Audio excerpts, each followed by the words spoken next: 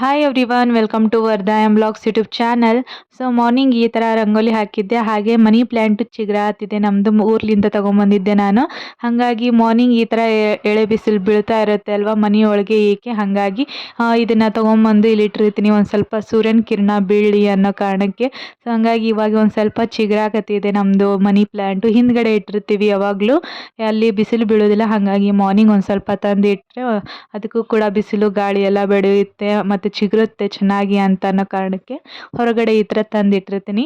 Morning ಎಂತನೂ ವ್ಲಾಗ್ನ start ಮಾಡಲಿಕ್ಕೆ ಹೋಗಲಿಲ್ಲ. ಇವತ್ತು ವೀಕೆಂಡ್ ಆಗಿರೋದ್ರಿಂದ ಲೇಟಾಗಿ ಬೇರೆ ಎದ್ದಿದ್ವಿ. ಹಾಗಾಗಿ ಹರಿಬರಿಯಲ್ಲಿ ಎಂತನೂ ಕೆಲಸ ಮಾಡಲಿಕ್ಕೆ ಆಗಲಿಲ್ಲ. ಹಾಗಾಗಿ ವ್ಲಾಗ್ನ ಮಾಡಲಿಕ್ಕೂ ಆಗಲಿಲ್ಲ.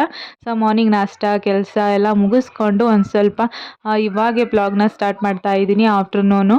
ಸೊ ಅವಾಗೆ ಏನು ಮಾಡಬೇಕು ಊಟಕ್ಕೆ ಅಂತ ಯೋಚನೆ ಮಾಡಬೇಕಾದ್ರೆ ಇವಾಗ ಬಿಸಿಲು ಬೇರೆ ಜಗ್ಗಿದೆ ಅಲ್ವಾ, ಹಾಗಾಗಿ ನನ್ನ ಹಸ್ಬೆಂಡು ಕೂಡ ಒಂದು ಸ್ವಲ್ಪ ಹೀಟ್ ಆದಂಗೆ ಆಗಿತ್ತು. ಹಾಗಾಗಿ ಒಂದು ಸ್ವಲ್ಪ ತಂಪಾಗಿರಲಿ ಅನ್ನೋ ಕಾರಣಕ್ಕೆ ಮೊಸರು ಅವಲಕ್ಕಿ ಮಾಡ್ಕೊಂಡ್ಬಿಡೋಣ ಅಂತೇಳಿ ಲೈಟಾಗಿ ಮೊಸರು ಅವಲಕ್ಕಿ ಮಾಡ್ಕೊತಾ ಇದ್ದೀನಿ.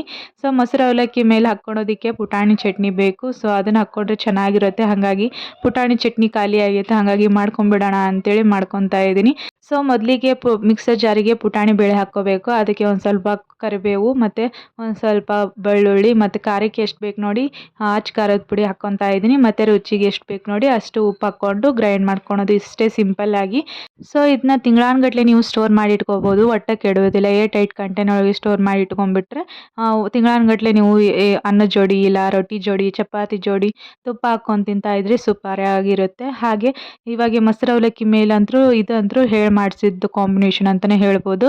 ಮೊಸರು ಅವಲಕ್ಕಿ ಮೇಲೆ ಇದನ್ನ ಒಂದು ಸ್ವಲ್ಪ ಉದುರಿಸ್ಕೊಂಡು ತಿಂತಾ ಇದ್ರೆ ಸೂಪರ್ ಆಗಿರುತ್ತೆ. ಹಾಗಾಗಿ ನನ್ನ ಹಸ್ಬೆಂಡ್ಗೆ ಬೇಕೇ ಬೇಕು. ಮೊಸರು ಅವಲಕ್ಕಿ ಮಾಡಿದಾಗ ಒಮ್ಮೆ ಪುಟಾಣಿ ಚಟ್ನಿ ಕೇಳ್ತಾನೆ ಇರ್ತಾರೆ.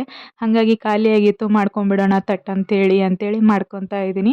ಏನಿಲ್ಲ, ಇಷ್ಟು ಇಂಗ್ರೀಡಿಯೆಂಟ್ಸ್ ಹಾಕ್ಕೊಂಡು ಗ್ರೈಂಡ್ ಮಾಡ್ಕೊಂಡ್ಬಿಟ್ರೆ ರೆಡಿನೇ ಆಗಿಬಿಡುತ್ತೆ. ಸೊ ಇದೇ ಥರನೇ ನಾವು ಶೇಂಗಾ ಚಟ್ನಿನೂ ಮಾಡ್ಕೊತೀವಿ. ಪುಟಾಣಿ ಬೇಳೆ ಬದಲಿ ಶೇಂಗಾ ಹುರಿದು ಹಾಕ್ಕೊಂಬಿಟ್ರೆ ಮುಗೀತು. ಸೊ ಇಲ್ಲಿ ಎಂತನೂ ಹುರ್ಕೊಳಂಗಿಲ್ಲ, ಡೈರೆಕ್ಟ್ ಇದನ್ನೇ ಗ್ರೈಂಡ್ ಮಾಡ್ಕೊಂಬಿಟ್ರೆ ನೋಡ್ಬೋದು ಫೈನ್ ಪೇಸ್ಟ್ ಒಳಗೆ ರುಬ್ಕೊಂಬಿಟ್ರೆ ರೆಡಿನೇ ಆಗಿಬಿಡುತ್ತೆ ಪುಟಾಣಿ ಚಟ್ನಿ. ಸೊ ಇದನ್ನ ಆರಾಮಾಗಿ ಸ್ಟೋರ್ ಮಾಡ್ಕೋಬೋದು.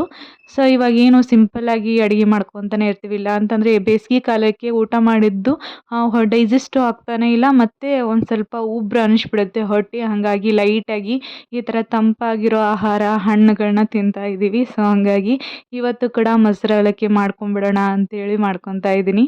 ಮೊದಲಿಗೆ ಅವಲಕ್ಕಿನ ನೆನೆಯೋದಕ್ಕೆ ಇಟ್ಟಿದ್ದೆ ನಾನು ಪುಟಾಣಿ ಚಟ್ನಿ ಮಾಡೋಕ್ಕಿಂತ ಮೊದಲೇ. ಇವಾಗ ಅದನ್ನು ಈ ಥರ ಹಿಂಡ್ಬಿಟ್ಟು ಒಂದು ಪಾತ್ರೆಗೆ ಹಾಕ್ಕೊತಾ ಇದ್ದೀನಿ. ಸೊ ಇದಕ್ಕೇನಿಲ್ಲ, ಸ್ವಲ್ಪ ಮೊಸರು, ಗಟ್ಟಿ ಮೊಸರು, ಇಲ್ಲಿ ನಾನು ಹ್ಯಾಟ್ಸನ್ ಕರ್ಡ್ನ ಯೂಸ್ ಮಾಡ್ಕೊತಾ ಇದ್ದೀನಿ. ಆರ್ಡ್ರ್ ಮಾಡ್ಕೊಂಡಿದ್ದೆ ಬ್ಲಿಂಕಿಟಿಂದ, ಹಾಗಾಗಿ ಹ್ಯಾಟ್ಸನ್ ಕರ್ಡು ಗಟ್ಟಿ ಮೊಸರನ್ನ ಯೂಸ್ ಮಾಡಿದರೆ ಚೆನ್ನಾಗಿರುತ್ತೆ, ಹುಳಿ ಇರಬಾರ್ದು.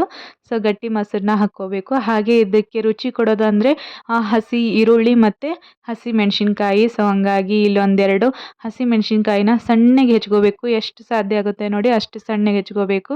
ಹಾಗೆ ಈರುಳ್ಳಿ ಕೂಡ ಸಣ್ಣಗೆ ಹೆಚ್ಕೊಂಡು ಹಾಕ್ಕೋಬೇಕು. ಅಂದರೆ ಮೊಸರು ಅವಲಕ್ಕಿ ತಿಂತಾ ಇರಬೇಕಾದ್ರೆ ಕ್ರಂಚಿಯಾಗಿ ಸಿರುತ್ತೆ, ಖಾರ ಖಾರ ಆಗಿ, ಹಾಗಾಗಿ ಚೆನ್ನಾಗಿರುತ್ತೆ, ಟೇಸ್ಟಿ ಕೂಡ. ಸೇಮ್ ಹೋಟೆಲಲ್ಲಿ ಸಿಗೋ ಥರನೇ ರೆಡಿ ಆಗುತ್ತೆ. ಸೇಮ್ ನೀವು ಕೂಡ ಮನೆಯಲ್ಲೇ ಮಾಡ್ಕೋಬೋದು ಆರಾಮಾಗಿ ತಟ್ಟಂತೆ ಅವಲಕ್ಕಿ ಇದ್ಬಿಟ್ರೆ. ಸೊ ಬ್ರೇಕ್ಫಾಸ್ಟಾಗಿ ಯೂಸ್ ಮಾಡ್ಕೋಬೋದು. ಇಲ್ಲ ಈ ಟೈಮಲ್ಲಿ ಬೇಸಿಗೆ ಟೈಮಲ್ಲಿ ಈ ಥರ ತಿನ್ನಬೇಕು ಲೈಟಾಗಿ ಅಂತಂದರೆ ಇದನ್ನು ಮಾಡ್ಕೊಂಡು ತಿಂದ್ರೂ ಎಂತನೂ ಪ್ರಾಬ್ಲಮ್ ಆಗೋದಿಲ್ಲ. ಸೊ ಇವಾಗೆ ಮೊಸರನ್ನ ಕಟ್ ಮಾಡಿಕೊಂಡು ಇದಕ್ಕೆ ಹಾಕ್ಕೊತಾ ಇದ್ದೀನಿ ಅವಲಕ್ಕಿಗೆ. ಸೊ ಮನೆಯಲ್ಲಿ ನೀವು ರೆಡಿ ಮಾಡಿರೋ ಮೊಸರನ್ನ ಹಾಕ್ಕೋಬೋದು, ಅದು ಕೂಡ ಚೆನ್ನಾಗಿರುತ್ತೆ.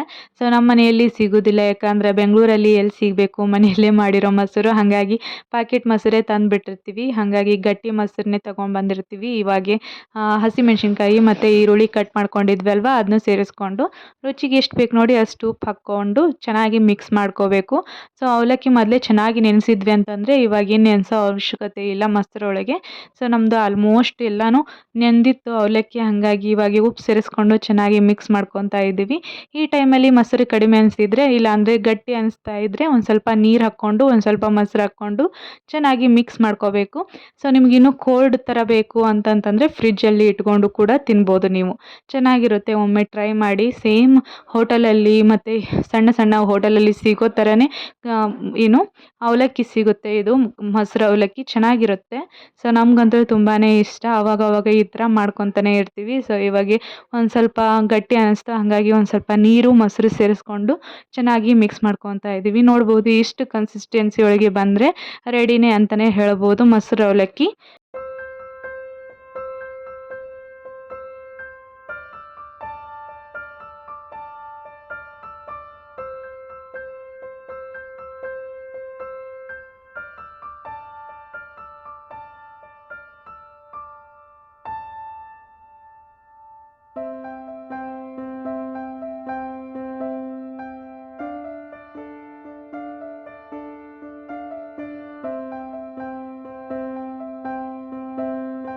ಸೊ ನೋಡ್ಬೋದು ಇವಾಗ ರೆಡಿ ಆಗಿದೆ. ಮೊಸರು ಅವಲಕ್ಕಿ ಮೇಲೆ ಈ ಥರ ಪುಟಾಣಿ ಪುಡಿನ ಉದುರಿಸ್ಕೊಂಡು ತಿಂತಾಯಿದ್ರೆ ಸೂಪರ್ ಆಗಿರುತ್ತೆ.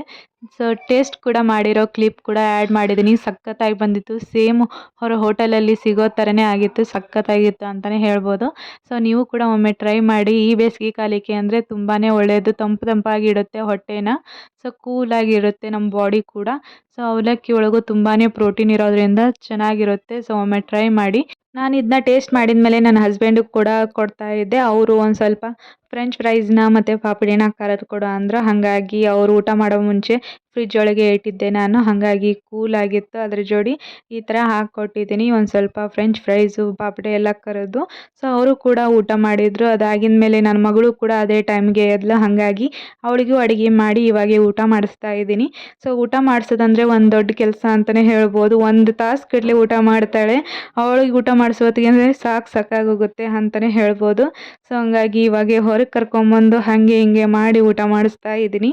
ಸೊ ಒಮ್ಮೊಮ್ಮೆ ಟಿ ವಿ ನೋಡಿಕೊಂಡು ಒಮ್ಮೊಮ್ಮೆ ಊಟ ಮಾಡ್ತಾಳೆ. ಇಲ್ಲಾಂದರೆ ಈ ಥರ ಹೊರಗೆ ಕರ್ಕೊಂಬಂದು ಊಟ ಮಾಡಿಸ್ತಾ ಇರ್ತೀನಿ.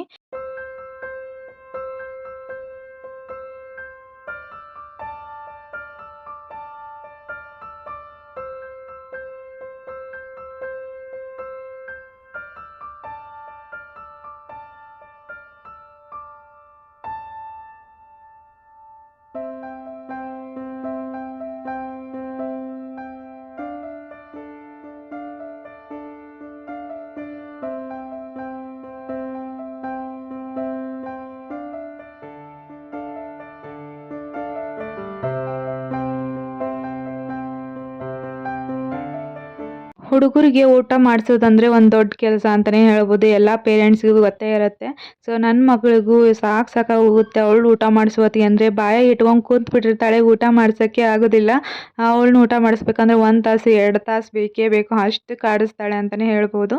ಅವಳಿಗೆ ಊಟ ಮಾಡಿಸೋ ಹೊತ್ತಿಗೆ ಅಂದರೆ ಟೈಮ್ ಬೇರೆ ಆಗಿಬಿಟ್ಟಿತ್ತು. ಹಾಗಾಗಿ ವ್ಲಾಗ್ನ ಕಂಟಿನ್ಯೂ ಮಾಡಲಿಕ್ಕೆ ಆಗಲಿಲ್ಲ. ಇವಾಗ ಈವ್ನಿಂಗು ಸೊ ನಾಳೆಗೆ ಪಡ್ ಮಾಡಿದ್ರೆ ಆಯಿತು ಅಂತೇಳಿ ಅಕ್ಕಿ ನೆನೆಯೋದಕ್ಕೆ ಹಾಕಿದ್ದೆ. ಹಾಗಾಗಿ ಚಹಾ ಕುಡಿದು ಮತ್ತು ಒಂದು ಸ್ವಲ್ಪ ಫ್ರೆಶ್ ಅಪ್ ಆಗಿ ಈವ್ನಿಂಗ್ ರೂಟೀನ್ನೆಲ್ಲ ಮುಗಿಸ್ಕೊಂಡು ದೇವ್ರ ದೀಪ ಹಚ್ಚಿ ಇವಾಗೆ ಗ್ರೈಂಡ್ ಮಾಡಿ ಇಟ್ಬಿಡೋಣ ಅಂತೇಳಿ ಇಡ್ತಾ ಇದ್ದೀನಿ. ಸೊ ಈ ಟೈಮಲ್ಲಿ ಗ್ರೈಂಡ್ ಮಾಡಿ ಇಟ್ಕೊಂಡ್ರೆ ಮಾರ್ನಿಂಗ್ ಅನ್ನೋ ಹೊತ್ತಿಗೆ ಫರ್ಮೆಂಟ್ ಆಗಿಬಿಟ್ಟಿರ್ತೈತಿ. ಉಬ್ಬಿ ಬರುತ್ತೆ, ಚೆನ್ನಾಗಿ ಬರ್ತವೆ. ದೋಸೆ ಆಯಿತು, ಪಡ್ಡು ಆಯಿತು. ಹಾಗಾಗಿ ನನ್ನ ಹಸ್ಬೆಂಡ್ ಯಾವಾಗಲೂ ಕೇಳ್ತಾ ಇದ್ರು ಪಡ್ ಮಾಡು ಅಂತೇಳಿ. ಸೊ ಹಾಗಾಗಿ ಮೊನ್ನೆ ನಾನು ನೀರು ದೋಸೆ ಮಾಡಿದ್ನಿ ಅಲ್ವಾ, ಹಾಗಾಗಿ ಮಾಡಲಿಕ್ಕೆ ಹೋಗಲಿಲ್ಲ. ನಾಳೆಗಾದರೂ ಮಾಡಿದ್ರಾಯಿತು ಅಂತೇಳಿ ಇವತ್ತು ಮಾರ್ನಿಂಗು ನೆನೆಗೆ ಇಟ್ಟಿದ್ದೆ ನಾನು ಅಕ್ಕಿ ಮತ್ತು ಉದ್ದಿನಬೇಳೆ. ಸೊ ಹಂಗಾಗಿ ಗ್ರೈಂಡ್ ಮಾಡ್ಕೊತಾ ಇದ್ದೀನಿ. ಇದನ್ನೆಲ್ಲ ಗ್ರೈಂಡ್ ಮಾಡಿದ್ಮೇಲೆ ದೇವಸ್ಥಾನಕ್ಕೆ ಹೋಗಬೇಕು ಅಂತೇಳಿ ಅಂದ್ಕೊಂಡಿದ್ವಿ. ಹಾಗಾಗಿ ಯಾವ ದೇವಸ್ಥಾನಕ್ಕೆ ಹೋಗ್ತೀವಿ ಅಂತೇಳಿ ತೋರಿಸ್ತೀನಿ ಬನ್ನಿ. ಸೊ ನಮ್ಮ ಮನೆ ಕಡೆನೇ ಇದೆ ಅದು, ದೂರ ಏನಿಲ್ಲ, ಹೊಸದಾಗಿ ಆಗಿದೆ. ಹಾಗಾಗಿ ನಾವು ಕೂಡ ನೋಡಿದ್ದಿಲ್ಲ, ಇಲ್ಲೇ ಇದ್ದು ಕೂಡ ಹೋಗಿಲ್ಲ ಅಂದರೆ ತಪ್ಪಾಗುತ್ತೆ. ಹಾಗಾಗಿ ಹೋಗಿ ಬರೋಣ, ಹೆಂಗೂ ಹೋಗಬೇಕು ಅಂತೇಳಿ ಅನ್ಕೊತಾ ಇದ್ವಿ ಅನ್ನೋ ಕಾರಣಕ್ಕೆ ಹೊಂಟಿದ್ದೀವಿ ಇವತ್ತು. ಸೊ ಫಸ್ಟಿಗೆ ಗ್ರೈಂಡ್ ಮಾಡಿ ಇಟ್ಬಿಟ್ರೆ ಬಂದು ಆರಾಮಾಗಿ ಮುಂದಿನ ಕೆಲಸ ಮಾಡ್ಕೋಬೋದು, ಅಡುಗೆ ಗಿಡಿಗೆ ಅಂತೇಳಿ ಇವಾಗೆ ಮಾಡ್ತಾ ಇದ್ದೀನಿ. ಸೊ ನನ್ನ ಮಗಳು ಕಾಡಿಸ್ತಾ ಇದ್ಲು, ಗ್ರೈಂಡ್ ಮಾಡ್ಕೊಟ್ಟು ಓಡೋಗೋದು, ಅವ್ರ ಅಪ್ಪಾಜಿ ಮೇಲೆ ಕುಂದ್ರೋದು. ಹಾಗಾಗಿ ಅದನ್ನೇ ಮಾತಾಡ್ಕೊತ ನಕ್ಕೊಂತ ಗ್ರೈಂಡ್ ಮಾಡ್ತಾ ಇದ್ದೀನಿ.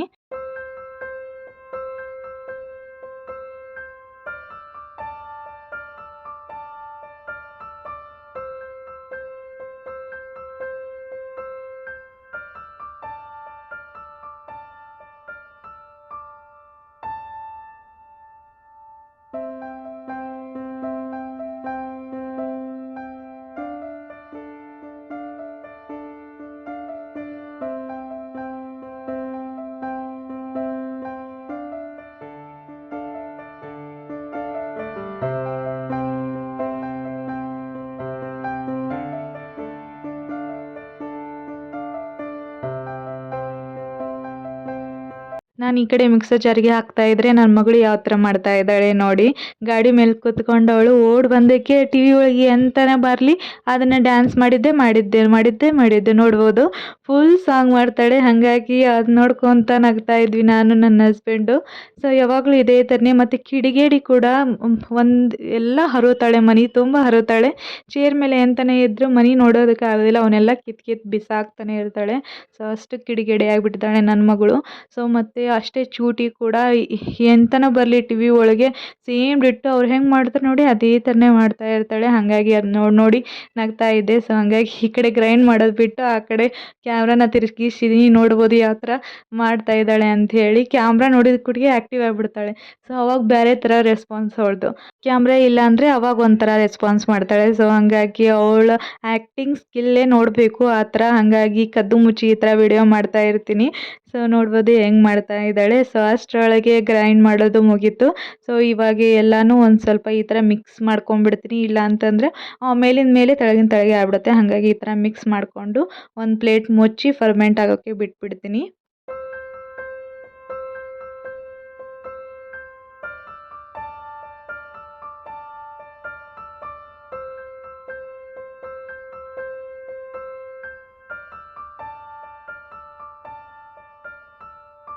ಎಲ್ಲ ಗ್ರೈಂಡ್ ಮಾಡಿದ ಮೇಲೆ ಈ ಥರ ಮಿಕ್ಸರ್ ಜಾರ್ ಮೇಲೆ ಬಿದ್ದಿರುತ್ತೆ ಅಲ್ವಾ, ಅದನ್ನೆಲ್ಲ ಚೆನ್ನಾಗಿ ಮಾಡ್ಕೊಂಡ್ಬಿಡ್ತೀನಿ. ಇಲ್ಲಾಂದರೆ ಅದು ಕಲಿ ಕಲಿ ಹಾಗೆ ಕುಂತ್ಬಿಡುತ್ತೆ. ಸೊ ಯಾವಾಗ ಯೂಸ್ ಮಾಡ್ತೀವಿ ನೋಡಿ ಆವಾಗ ಒರೆಸಿ ಇಟ್ಬಿಟ್ರೆ ನೀಟಾಗಿರುತ್ತೆ ಮತ್ತು ಕ್ಲೀನಾಗಿರುತ್ತೆ. ಸೊ ಹಂಗಾಗಿ ಈ ಥರ ಎಲ್ಲ ಒರೆಸಿ ಚೆನ್ನಾಗಿ ಇಟ್ಬಿಡ್ತೀನಿ ಒಂದು ಕಡೆ. ಅದಾಗಿದ ಮೇಲೆ ಈ ಕಡೆ ಮೇಲ್ಗಡೆ ಎಲ್ಲ ಗ್ಯಾಸಿನ ಕಟ್ಟಿ ಮೇಲೆ ಎಲ್ಲ ಬಿದ್ದಿರುತ್ತಲ್ವ, ಅದನ್ನು ಚೆನ್ನಾಗಿ ವಾಶ್ ಮಾಡ್ಕೊಂಡ್ಬಿಟ್ರೆ ಒಂದು ಗಿಜಿ ಗಿಜಿ ಇರೋದಿಲ್ಲ ಮತ್ತು ನೀಟಾಗಿ ಕಾಣುತ್ತೆ. ಮತ್ತು ಮುಂದೆ ಅಡುಗೆ ಮಾಡೋಕ್ಕೂ ಒಂದು ಸ್ವಲ್ಪ ಕಂಫರ್ಟ್ ಇರುತ್ತೆ, ಚೆನ್ನಾಗಿರುತ್ತೆ. ನೀಟ್ ಇದ್ದರೆ ಅಡುಗೆ ಮಾಡಬೇಕು ಅನ್ನೋ ಮೂಡ್ ಕೂಡ ಬರುತ್ತೆ. ಹಾಗಾಗಿ ಈ ಥರ ಒರೆಸ್ಕೊತಾನೆ ಇರ್ತೀನಿ ಆಗಾಗ ಏನೋ ಬಿದ್ದರೂ. ಸೊ ನೀಟಾಗಿರುತ್ತೆ ಅಲ್ವಾ, ಹಾಗಾಗಿ. ಸೊ ಅಷ್ಟರೊಳಗೆ ನಾವು ಮಿಕ್ಸರ್ ಜಾರಿಗೆ ಹಾಕ್ಕೊಂಡಿದ್ನೆ ಅಲ್ವಾ, ಒಂದಿಷ್ಟು ಬಾಂಡೆ ಇದ್ವು, ಅವ್ನು ಹಾಗೆ ಇಟ್ಬಿಟ್ರೆ ಊಟದ್ದು ಅವು ಇವು ಅಂದರೆ ಜಗ್ಗಾಗಿಬಿಡ್ತವೆ ಮಾರ್ನಿಂಗ್ ತಿಕ್ಕೋದಕ್ಕೆ. ಮತ್ತು ನಾಳೆ ಆಫೀಸ್ ಕೂಡ ಹೋಗಬೇಕಲ್ವ ನನ್ನ ಹಸ್ಬೆಂಡು. ಹಾಗಾಗಿ ಹರಿಬಿರಿಯಲ್ಲಿ ಅವ್ನು ತಿಕ್ಕೊಂತ ಕುಂದ್ರಕ್ಕೆ ಆಗೋದಿಲ್ಲ ಅಂತ ಅನ್ನೋ ಕಾರಣಕ್ಕೆ ಇವಾಗೆ ತಿಕ್ಬಿಟ್ರೆ ಒಂದು ಕೆಲಸ ಕಡಿಮೆ ಆಗುತ್ತೆ ಅನ್ನೋ ಕಾರಣಕ್ಕೆ ಈವ್ನಿಂಗ್ ತಿಕ್ಕಿದ್ದು ಬಾಂಡೆ ಎಲ್ಲ ಒಂದು ಕಡೆ ಜೋಡಿಸಿ ಒಂದು ಸ್ವಲ್ಪ ಬಾಂಡೆ ಇದ್ವು ಈಗ ಗ್ರೈಂಡ್ ಮಾಡಿದ್ವು ಅವನ್ನೆಲ್ಲ ತಿಕ್ಕಿ ಇಟ್ಕೊತಾ ಇದ್ದೀನಿ. ಸೊ ಇದಾಗಿದ ಮೇಲೆ ರೆಡಿ ಆಗಬೇಕು, ಟೆಂಪಲ್ಗೆ ಹೋಗಬೇಕು. ಇವಾಗಿನ್ನೂ ಟೈಮು 6:20 ಹಾಗಾಗಿದೆ. ಹಾಗಾಗಿ ಮನೆ ಕಡೆ ಇರೋದಲ್ವಾ, ಹಾಗಾಗಿ ದೂರ ಏನಿಲ್ಲ, ಬಡ ಬಡ ಒಂದು ಸ್ವಲ್ಪ ಕೆಲಸ ಮುಗಿಸ್ಕೊಂಡು ಆರಾಮಾಗಿ ಹೋಗಿ ದರ್ಶನ ಮಾಡ್ಕೊಂಬರೋಣ ಅಂತೇಳಿ ಹೋಗ್ತಾ ಇದ್ದೀವಿ.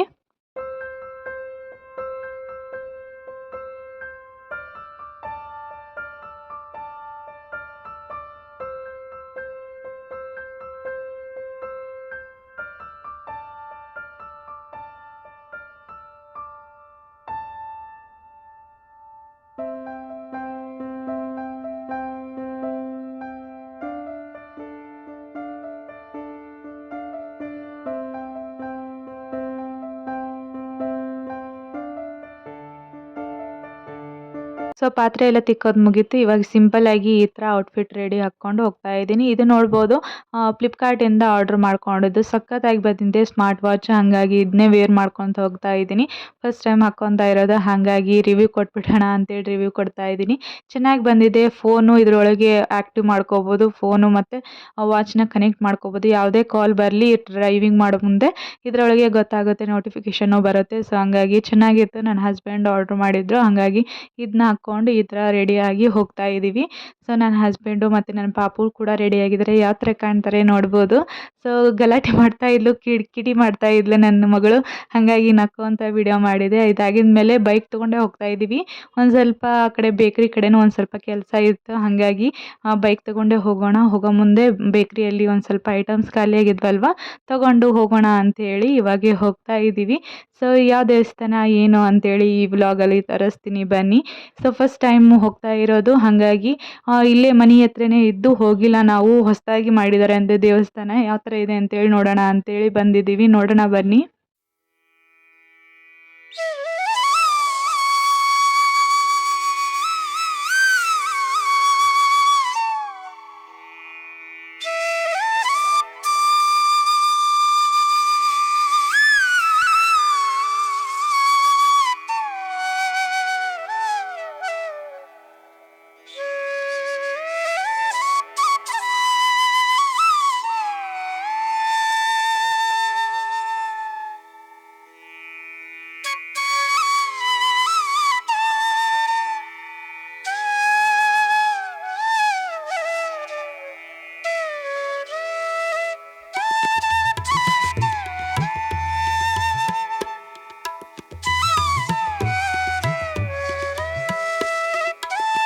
ನೋಡ್ಬೋದು ಇದೇ ದೇವಸ್ಥಾನ ಶ್ರೀ ಕೋಟೆ ವೆಂಕಟರಮಣ ಸ್ವಾಮಿ ದೇವಸ್ಥಾನ ಚೆನ್ನಾಗಿದೆ. ನೋಡ್ಬೋದು ಒಳಗಡೆ ಈ ಥರ ರೀಸೆಂಟಾಗಿ ಕಟ್ಸಿದಾರಂತೆ ಚೆನ್ನಾಗಿತ್ತು. ಹಾಗಾಗಿ ಫಸ್ಟ್ ಟೈಮ್ ಬರ್ತಾ ಇರೋದು. ಒಳಗಡೆ ಫೋಟೋ ವಿಡಿಯೋಸ್ ಅಲೌ ಇಲ್ಲ, ಹಾಗಾಗಿ ಹೊರಗಡೆದಷ್ಟೇ ಈ ಥರ ಕ್ಯಾಪ್ಚರ್ ಮಾಡಿದ್ದೀನಿ. ಈ ದೇವಸ್ಥಾನ ಒಳಗೆ 3 ಈ ಥರ ಗರ್ಭಗುಡಿ ಥರ ಮಾಡಿದ್ದಾರೆ. ಒಂದು ದೇವಸ್ಥಾನ ಶ್ರೀ ಕಾಶಿ ವಿಶ್ವೇಶ್ವರ ಸ್ವಾಮಿ ದೇವಸ್ಥಾನ, ಮತ್ತು ಈಗ ಫಸ್ಟ್ ಈಗ ಹೋಗಿದ್ವಲ್ವ ಅದು ವೆಂಕಟೇಶ್ವರ ಸ್ವಾಮಿ ದೇವಸ್ಥಾನ, ಹಾಗೆ ಇದು ಹನುಮಂತ ದೇವರು. ಸೊ ಈ ಥರ 3 ದೇವ್ರನ್ನ ಒಂದೇ ದೇವಸ್ಥಾನದೊಳಗೆ ಈ ಥರ ಪ್ರತಿಷ್ಠಾಪನೆ ಮಾಡಿದ್ದಾರೆ. ದೇವಸ್ಥಾನ ಅಂತೂ ಪೀಸ್ಫುಲ್ ಆಗಿ ಶಾಂತವಾಗಿತ್ತು. ಆರಾಮಾಗಿ ಮೆಡಿಟೇಷನ್ ಮಾಡ್ಬೋದು ಕುತ್ಕೊಂಡು, ಅಷ್ಟು ಚೆನ್ನಾಗಿತ್ತು. ಹಾಗಾಗಿ ದರ್ಶನ ಗಿರ್ಶನ ಎಲ್ಲ ಮಾಡಿಕೊಂಡು ಒಂದು ಸ್ವಲ್ಪ ಕುತ್ಕೊಂಡು ಹೋದ್ವಿ ನಾವು ಕೂಡ. ಸೊ ಇದು ದೇವಸ್ಥಾನದ ಮುಂದೆ ಒಂದು ದೊಡ್ಡ ಆಲದ ಮರನೂ ಇದೆ. ಆರಾಮಾಗಿ ಇಲ್ಲಿ ಕುಂದ್ರೋದಕ್ಕೆ ಮಾಡಿದ್ದಾರೆ. ಈವ್ನಿಂಗ್ ಟೈಮ್ ಈ ಥರ ಬಂದರೆ ಚೆನ್ನಾಗಿ ಭಕ್ತಿಯಿಂದ ದರ್ಶನನೂ ಮಾಡ್ಕೋಬೋದು, ಹಾಗೆ ಒಂದು ಸ್ವಲ್ಪ ಕುತ್ಕೊಂಡು ಕೂಡ ಹೋಗ್ಬೋದು. ಮೈಂಡು ಒಂದು ಸ್ವಲ್ಪ ಪೀಸ್ಫುಲ್ ಆಗಿರುತ್ತೆ. ಸೊ ಅದಾಗಿದ ಮೇಲೆ ವೆಂಕಟರಮಣ ದರ್ಶನ ಮಾಡಿಕೊಂಡು ಈ ಕಡೆ ಬಂದಿದ್ದು ಶ್ರೀ ಕಾಶಿ ವಿಶ್ವೇಶ್ವರ ದೇವಸ್ಥಾನ. ಸೊ ಇಲ್ಲಿ ಒಂದು ಸ್ವಲ್ಪ ವಿಡಿಯೋ ಕ್ಯಾಪ್ಚರ್ ಮಾಡೋದಕ್ಕೆ ಇತ್ತು, ಹಾಗಾಗಿ ಕ್ಯಾಪ್ಚರ್ ಮಾಡಿಕೊಂಡೆ. ಸೊ ಅದಾಗಿದ ಮೇಲೆ ದರ್ಶನ ಮಾಡಿಕೊಂಡು ಒಂದು ಸ್ವಲ್ಪ ಬೇಕ್ರಿ ಐಟಮ್ಸ್ ಖಾಲಿ ಆಗಿದ್ದು, ಹಾಗಾಗಿ ತೊಗೊಳೋಣ ಅಂತೇಳಿ ಬೇಕ್ರಿ ನಮ್ಮನೆ ಕಡೆನೇ ಇದೆ, ಹಾಗಾಗಿ ಅಲ್ಲೊಂದು ಸ್ವಲ್ಪ ಬೇಕ್ರಿ ಐಟಮ್ಸ್ ತೊಗೊಂಡು ಸೊ ಇವಾಗ ಹೊರಡ್ತಾ ಇದ್ದೀವಿ. ಸೊ ಇಷ್ಟೇ ಆಗಿತ್ತು ಇವತ್ತಿನ complete blog. Short and sweet ಆಗಿತ್ತು. ಸೊ ವೀಕೆಂಡ್ ಮುಗ್ದೇ ಬಿಡ್ತು ಅಂತಲೇ ಹೇಳ್ಬೋದು. ಸ್ಯಾಟರ್ಡೆ ಸಂಡೇ ಯಾವ ಥರ ಹೋಯ್ತು ಅಂತಲೇ ಗೊತ್ತಾಗಲಿಲ್ಲ, ತಟ್ಟಂತೆ ಹೋಯಿತು. ನಾಳಿಂದ ಮತ್ತೆ ಮಂಡೇ ಸ್ಟಾರ್ಟು. ಬೆಳಿಗ್ಗೆ ಮಾರ್ನಿಂಗ್ ಜಲ್ದಿ ಏಳು, ನಾಷ್ಟ ಮಾಡು, ಹರಿಬರಿಗಳಿಗೆ. ಸೊ ಇದೇ ಆಗಿಬಿಡುತ್ತೆ ಕೆಲಸ. ಸೊ ಈ ವೀಕೆಂಡ್ ಅಂತೂ ಹೋಗೇ ಬಿಡ್ತು ಅಂತಲೇ ಹೇಳ್ಬೋದು. ಸೊ ಇವಾಗ ಬೇಕ್ರಿಯಿಂದ ತೊಗೊಂಬಂದಿದ್ದ ಐಟಮ್ಸ್ನ ತರಿಸ್ತಾ ಇದ್ದೀನಿ. ಒಂದು ಸ್ವಲ್ಪ ತಿನ್ನೋ ಐಟಮ್ಸ್ ಖಾಲಿಯಾಗಿದ್ದು ನನ್ನ ಮಗಳಿಗೆ ಇಷ್ಟ, ಹಾಗಾಗಿ ಅವಳಿಗೆ ತೊಗೊಂಡ್ರಾಯ್ತು ಅಂತೇಳಿ, ಹಾಗೆ ನನ್ನ ಫೇವ್ರೇಟ್ ಚಂಪಾಕಲಿನೂ ತೊಗೊಂಡು ಬಂದ್ವಿ. So I hope you complete ವ್ಲಾಗ್ನ ನೀವು ಕೂಡ ವಾಚ್ ಮಾಡಿದ್ರಿ ಅನ್ಕೋತೀನಿ. ಸೊ ಈ ಕಂಪ್ಲೀಟ್ ವ್ಲಾಗ್ ನಿಮಗೂ ಕೂಡ ಇಷ್ಟ ಆಗಿದ್ರೆ ಲೈಕ್, ಶೇರ್, ಕಮೆಂಟ್ ಮಾಡಿ, ಹಾಗೆ ಸಬ್ಸ್ಕ್ರೈಬ್ ಮಾಡಿಕೊಂಡು ಸಪೋರ್ಟ್ ಮಾಡಿ. ಮತ್ತು ನೆಕ್ಸ್ಟ್ ಯಾವ ಥರ ಕಂಟೆಂಟ್ ಬೇಕು ಅಂತೇಳಿ ಕಮೆಂಟ್ ಬಾಕ್ಸಲ್ಲಿ ತಿಳಿಸಿ ಆಯಿತಾ. ನೆಕ್ಸ್ಟ್ ವ್ಲಾಗಲ್ಲಿ ಮತ್ತೆ ಸಿಗ್ತೀನಿ. ಅಲ್ಲಿವರೆಗೂ ಟೇಕ್ ಕೇರ್, ಬಾಯ್.